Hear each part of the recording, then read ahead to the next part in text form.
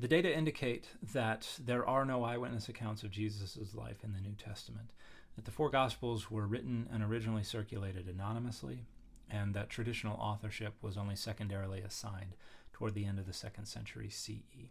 Hey everybody, I'm Dan McClellan. I'm a scholar of the Bible and religion. And what I'm sharing is not my own argument, it is the state of the field. And the state of the field acknowledges that a close reading of the Gospels does not turn up a single first-person claim to being an eyewitness to Jesus' life. The closest thing we have is the second to last verse of the Gospel of John, in which an unnamed group of people asserts that the beloved disciple, who's mentioned throughout the Gospel of John, is the one who testified of these things and who wrote these things. And then that group of people says, and we know that his testimony is true.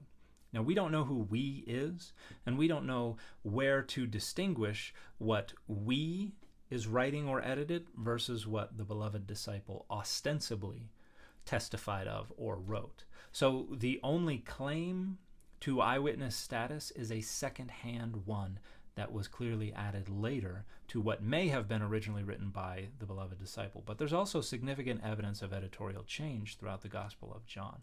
So that's not a good case.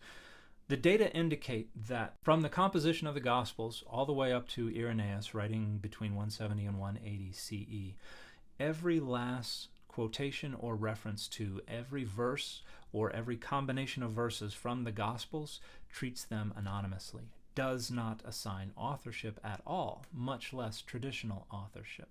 The closest we get is a claim by a writer named Papias, writing in the 2nd quarter of the 2nd century CE. And Papias says that Matthew wrote a sayings gospel in Hebrew, and it was later translated into Greek.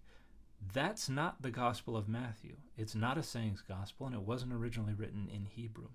Papias also said that Mark wrote a gospel as he was traveling around with Peter as his interpreter, but that Mark didn't put everything in the right order.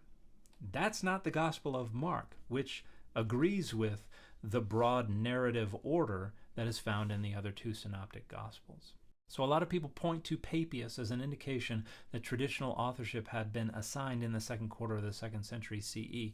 But Papias' account simply does not line up with what we have as the Gospels of Matthew and Mark today. Additionally, Papias made a ton of claims, and nobody takes any of them seriously. Most of these claims are preserved by Eusebius, who even says that Papias was kind of a moron that nobody takes seriously. The only thing that Papias ever said that anyone takes seriously is the claim that Matthew and Mark are the authors of the Gospels of Matthew and Mark. So it's not until Irenaeus, around 170 to 180 CE, that we first get the identification of Matthew, Mark, Luke, and John as the authors of the Gospels of Matthew, Mark, Luke, and John as we have them today.